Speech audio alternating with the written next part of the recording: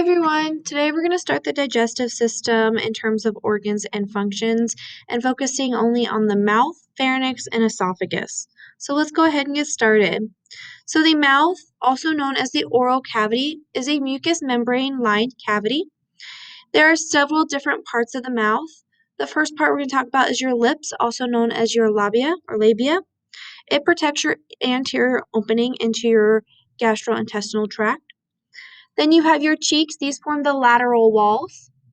Your hard and soft palate. This forms your anterior roof and posterior roof.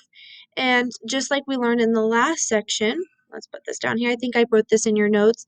They separate your nasal cavity and your oral cavity from one another. And then you have your uvula. This is just a fleshy projection of the soft palate that dangles in the back of your throat that often when you see people open their mouth, you can see it hanging there. Other parts of the mouth include the vestibule. This is a space between the lips externally and the teeth and gums internally. So I like to think of it, if you close your teeth and then you kind of feel around your gums, that is the space that you're feeling around your vestibule. Then you have your oral cavity proper. This is area that contains the teeth. You have your tongue. Your tongue is a very large and strong muscle, and it occupies the floor of the mouth. There are several points to which the tongue attaches. Some common ones are your hyoid bone. Your hyoid bone is going to be located in your neck. Remember, this is the bone in your neck that doesn't have a lot of other attachment points. It kind of hangs there through ligaments. And then you have the styloid process in the skull. So this is going to be located in the temporal lobe. It's a little pointed thing that hangs down. If you would like, I can always get out a picture of the skull and show you. And then it also attaches at your lingual frenulum. So this is going to appear on your test to the floor of the mouth. And this helps secure your tongue and limits posterior movement. So hopefully you don't choke on your tongue. So in case you're wondering what that lingual frenulum is, I actually Googled a picture. It's located right down here. You can see it attaches your tongue to the floor of your mouth to prevent you from swallowing your tongue. Now, the anatomy of the mouth, the last thing we have to talk about, which we have mentioned before when we talked about the respiratory system, are tonsils. Tonsils are lymphatic tissue and they help fight infection. There are a lot of tonsils in your mouth, and the reason is because your mouth is exposed to the outside environment. It's where a lot of things like bacteria and viruses are going to enter your body, so you want these lymphatic tissues there ready to fight any kind of infection that you take in. There are two located within the mouth region, your palatine and your lingual. Your palatine is located at the posterior end of your oral cavity, whereas your lingual is located at the base of your tongue. I always think of like linguistics is how like you read and hear things. So lingual, language, tongue. Here we have a picture of the anatomy of your mouth or oral cavity. I've included this in your notes. On the top part, you can see that hard palate and it's reinforced by bone, whereas back here you have your soft palate and it is not reinforced by bone. You have your oral cavity with the opening in your mouth.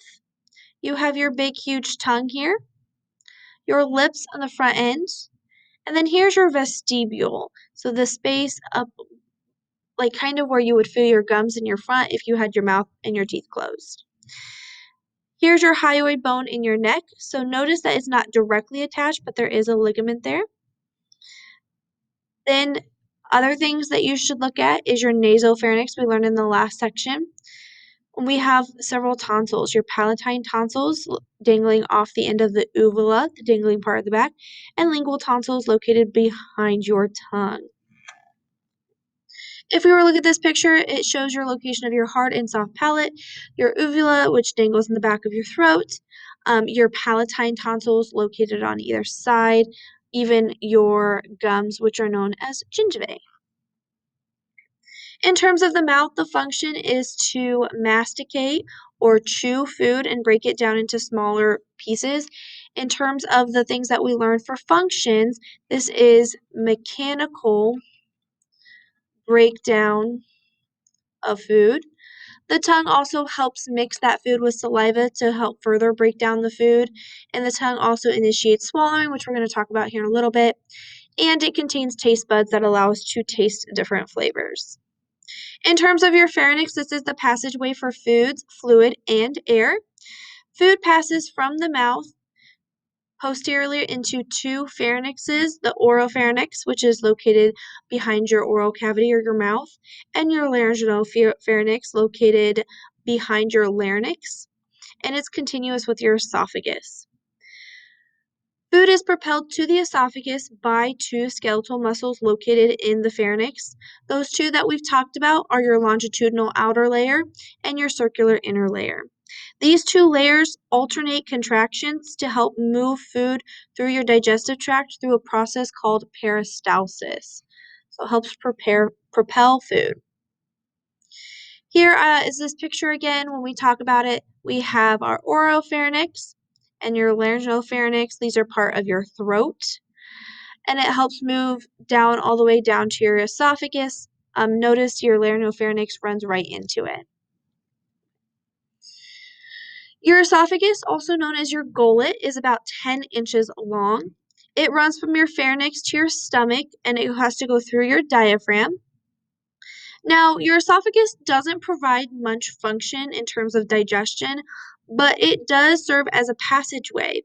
It helps conduct food to the stomach through the process of peristalsis, or that rhythmic squeezing of those muscles. Now, this passageway is for food only.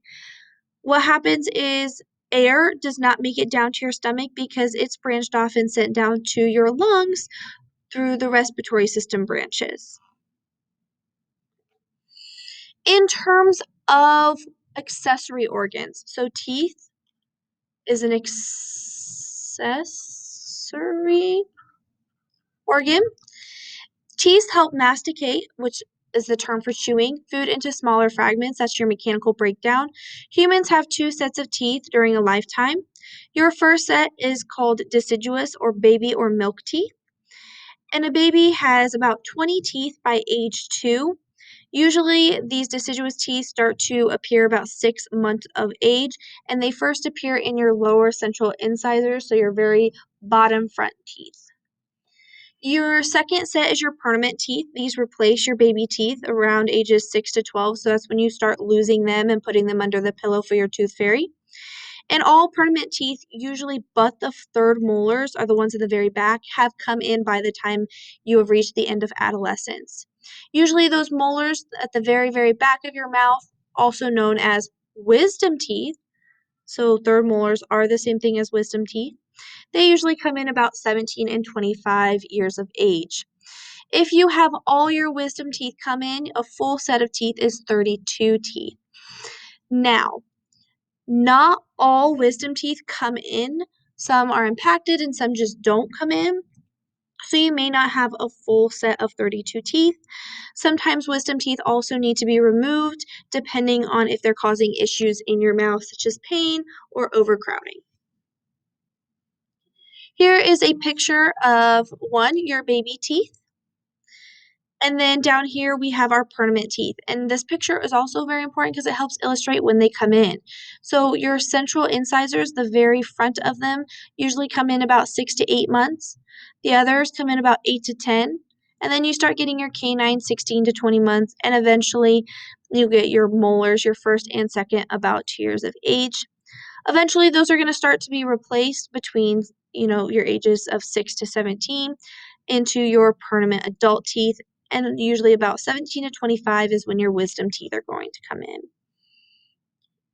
In terms of teeth, they are classified according to their shape and function. So there are incisors. These are chisel-shaped teeth used for cutting. You have your canines. So these are the little fang-like teeth often people have, also known as eye teeth. These help tear and pierce food. And then your premolars and molars have similar cusp functions.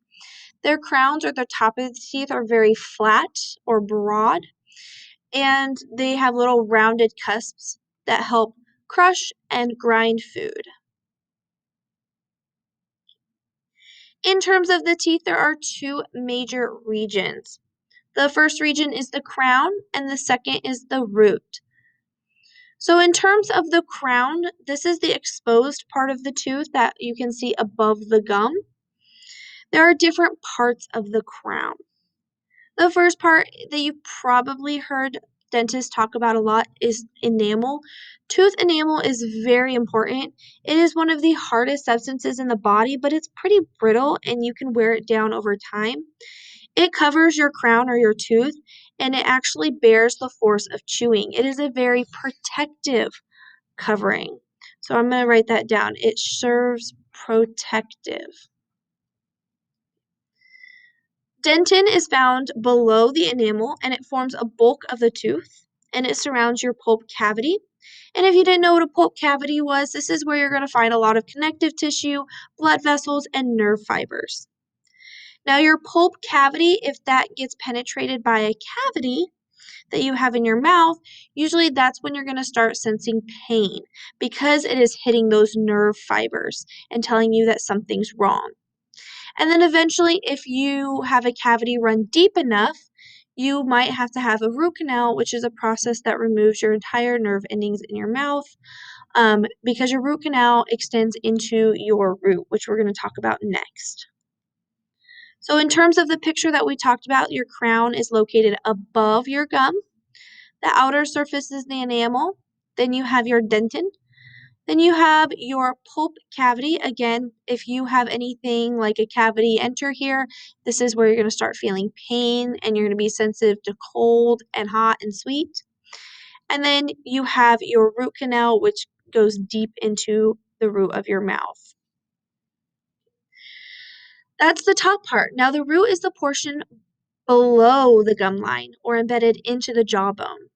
It has something known as cement. This covers the outer surface as it attaches the tooth to a periodontal membrane, and this membrane holds the tooth into its bony jaw. Note, there is a region called the neck that connects the crown and root, and this region is in contact with the gum. So here we have the neck that connects the crown to the root.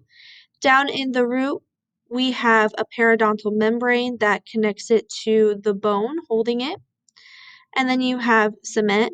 And then you even have going to be your dentin, which still forms the bulk of your tooth. The next accessory organ, so salivary glands.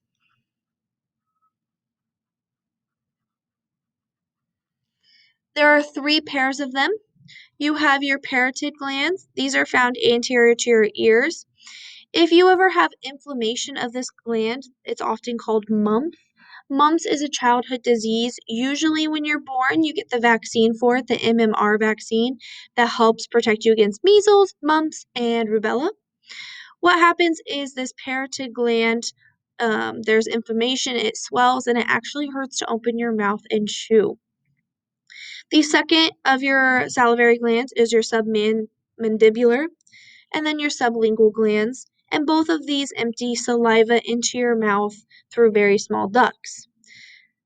So if you were to look at your salivary glands, here's your parotid gland. It is a huge gland. Notice it's in front of your ear here. And then your sublingual and submandibular right here where it's going to empty secretions into your mouth. Now that secretion that they release is called saliva. This is a mixture of mucus and serous fluids, and the function of it is to help moisten and bind food together into a mass known as a bolus.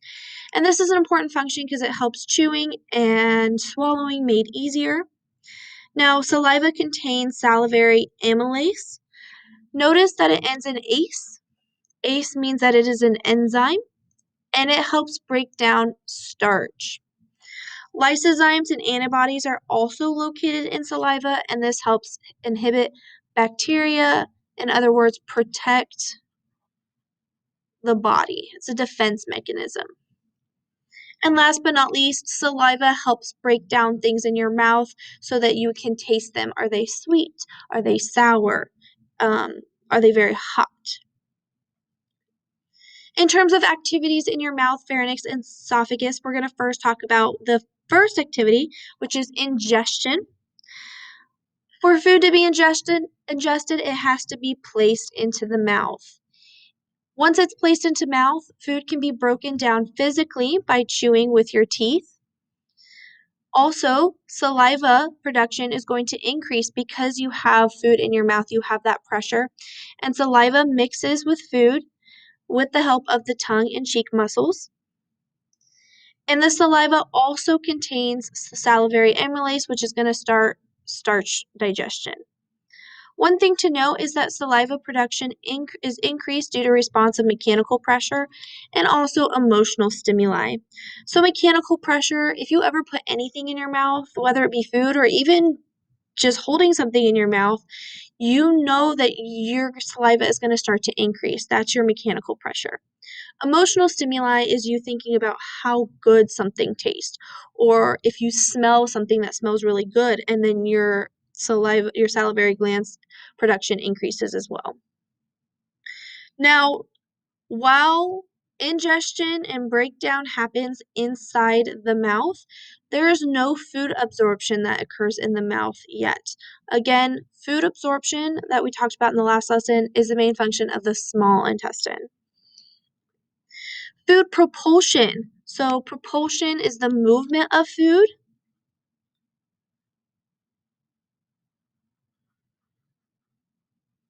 So movements can occur through swallowing and peristalsis. So your pharynx and esophagus really don't have any digestive function. They just serve as the passageways to the stomach. The pharynx, however, does function in swallowing, also known as deglutition. There are two main phases of swallowing. The first is your buccal phase and your pharyngeal esophageal phase. If we're going to talk about your buccal phase, it is voluntary. It occurs in your mouth, and this is where food that you have chewed and mixed with saliva to make a bolus. This is where that food mass is forced into your pharynx or your throat by your tongue. You can physically swallow food and move through food to the back of your tongue to swallow. After you make it go to the back of your mouth, down your tongue, then it becomes an involuntary process where that bolus is transported through your pharynx, through your esophagus, on the way down to your stomach. And it does this through peristalsis, which is that alternating contraction of smooth muscles. During this process, your nasal and respiratory passages are blocked. Your tongue blocks your mouth. The soft palate closes your nasal passages, and the epiglottis covers respiratory passageways. Again, peristalsis, that wave-like contraction, moves it all the way down to the stomach, where it'll eventually hit your cardioesophageal sphincter. And again, this is located between your esophagus and your stomach, and is open. And when your bolus reaches the end of that sphincter, food presses against it, causing it to open, and food dumps into your stomach. So if we're talking about swallowing again, here you have your bolus of food inside your mouth. You can cause it to go towards the back of your mouth, and right now your upper esophageal sphincter is closed. When you decide to swallow and go down your pharynx, your epiglottis closes to protect your larynx. Your uvula actually raises, so here it's lowered, here it raises, and food starts going down your throat. And then once it goes down into your esophageal sphincter closes because it's contracting again. And food makes its way down your esophagus till it reaches your cardioesophageal sphincter. And when food presses against it, it goes into your stomach. So that's the end of today's lesson. Let me know if you have any questions, and I'll be more than happy to help. I hope you guys have a good day.